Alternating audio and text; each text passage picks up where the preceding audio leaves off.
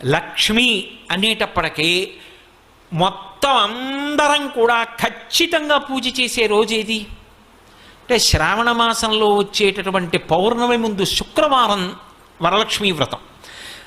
ఆ రోజు తిథితో సంబంధం లేదు, వారంతో సంబంధం. ఏ తిథి ఉంది, ద్వాదశి ఉందా, త్రయోదశి ఉందా, చతుర్దశి ఉందా, లేకపోతే ఏకాదశి ఉందా, పంచముందా, సప్తముందాతో సంబంధం లేదు. చివరికి వచ్చేస్తుంటుంది శుక్లపక్షం.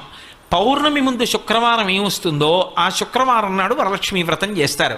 వరలక్ష్మీ వ్రతం చెయ్యడానికి అసలు ఈ వ్రతం ఉన్నది అని మొట్టమొదట లక్ష్మీదేవి ఎవరికి చెప్పింది? చారుమతికి చెప్పింది. తెల్లవారు లేస్తే మనం కథ చదువుతాం. చారుమతి ఆ మాటకు అర్థం ఏమిటి?